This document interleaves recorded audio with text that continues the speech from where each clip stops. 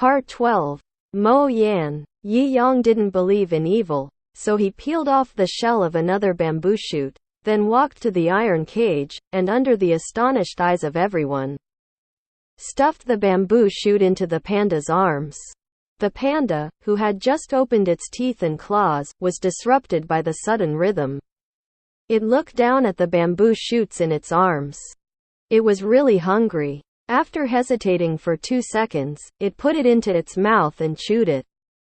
The crisp chewing sound, like the most beautiful tune in the world, made Yi Yang let out a sigh of relief. It seems that my life is saved. Everyone looked at the panda eating bamboo shoots, and their eyes widened in shock. Especially the several envoys of the Holy Dynasty. They looked at the black and white bears who clearly eat meat actually eat bamboo shoots, their eyes widened with disbelief. When Jun Yi saw the panda eating bamboo shoots, a smile appeared on his face. Envoy of Phoenix Feather, your great country doesn't even know the common sense of panda eating bamboo shoots. Right? Chen Jian's old face turned iron blue, unexpectedly. This black and white bear can really eat bamboo shoots. Yi Yang returned to his position and sarcastically said, your country is really short-sighted, and you use everything as a divine beast.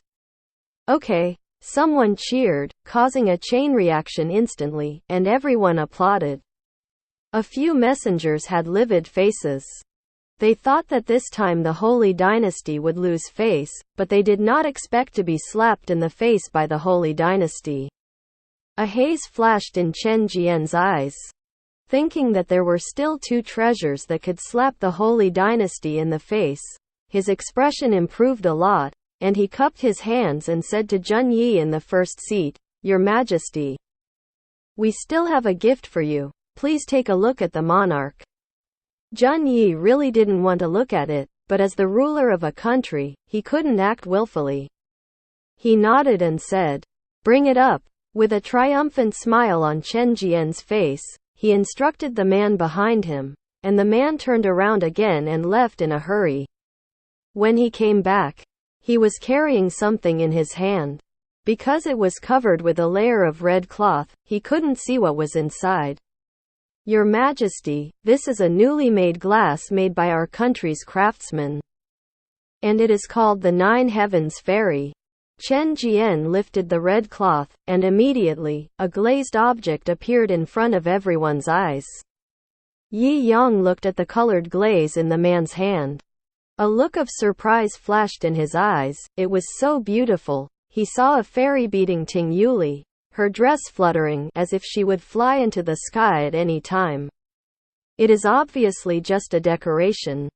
But the carving is lifelike, as if a fairy is really about to fly into the sky. Jun Yi looked at Lu Li, although he liked it. But he was very upset when he thought that the princes and ministers of his country would spend a lot of money to buy the Lu Li of the Holy Dynasty for a piece of Lu Li product. And the price of this glass is not cheap. It takes thousands of taels of silver to buy the worst quality glass, not to mention the good quality glass. Jun Yi felt even more unhappy when he thought that his country's money would flow into the Holy Dynasty. This colored glaze is too beautiful. Yes. I really like it. I really want a colored glaze ornament. In the hall, whether it was a prince or a concubine, they all whispered to each other, discussing the beauty of this colored glaze. Master, this colored glaze is so beautiful, it would be nice if our Jinyang Palace also had a colored glaze ornament. Xiao Doubting looked at Lu Li with envy. It's good looking. But it's expensive. Yi Yang learned from the original owner's memory that this colored glass was very expensive, and it was ridiculously expensive. A piece of the worst quality is more than 1,000 taels of silver. And a glass of this quality is definitely no less than 100,000 taels of silver, said a concubine behind Yi Yang.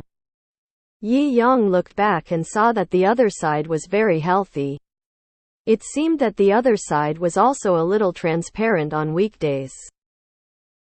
100,000 taels to buy such a thing that can't be eaten and can't be used, either because of a disease in the brain or too much money. Yi Yang, at most, appreciates Lu Li. But he didn't like it enough to spend a lot of money to buy it. Zhen Yi, who was in the first seat, was afraid that these princes and ministers would be confused by the beauty of Lu Li. So he would spend a lot of money to buy Lu Li from the Holy Dynasty. He quickly asked eunuch Yun to take this gift away. Eunuch Yun was well aware of Zhen Yi's concerns. He took Lu Li from the messenger and left in a hurry. After the second gift was delivered, Chen Jian continued, "Your Majesty, we will send the third gift. This gift is the most powerful weapon in our country. It has cut through countless weapons but is still sharp." When he fell, the man behind him had a very tacit understanding and quickly walked out of the hall. After a while, he walked back, only to see him coming back with a heavy sword 1 meter long and 3 fingers wide in his hand. The guards in the hall were all vigilant when they saw the envoys sending weapons, fearing that the envoys would be detrimental to Zhen Yi. "Monarch, we call this sword the Black Iron Sword. It is a sword made from a magical ore in our country. It can cut through all the weapons in the world." Chen Jian looked proud. He looked like he was here to send a gift, just to show off their country's weapons. Zhen Yi knew why the other party came today, but he didn't like them. He nodded with a smile. "Okay, eunuch Yuan. Accept the gift." When the messengers heard it, they were anxious. Why did the monarch of the Holy Dynasty not follow the routine? Woolen cloth? Before they visited the Riyao dynasty, the monarch of the Riyao kingdom made a lot of nonsense, and they finally slapped them in the face. "Your Majesty, why don't you try weapons?" Chen Jian asked. "I believe in the sincerity of Huangyu kingdom." Zhen Yi sneered in his heart, resolutely not following Chen Jian's words. "Hee, it turns out that your country is just like that. Even our country's weapons are not as good as our country's weapons. How can we be called a big country? It's better to be obedient to our country. Bold. How can the monarch of our country allow you to be presumptuous for a night?" A man dressed in Chinese clothes shouted in a low voice. He stood up, and he exuded a strong evil spirit, which shocked everyone around him.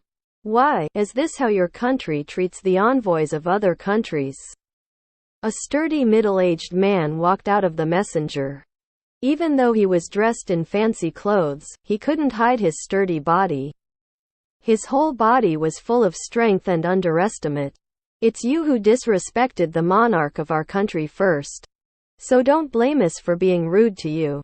A contemptuous voice came from the crowd, and the crowd followed the voice, only to see a man dressed in fancy clothes with a face like a crown of jade walking out from among the princes and ministers. "Young man." The man was handsome, with a clean face, and his bottomless black eyes were submerged like a deep pool of water, so that no one could breathe. He slowly walked out of the crowd and looked directly at the tall and strong middle-aged man with a look of contempt. "The defeated generals are embarrassed to come to show off their power?"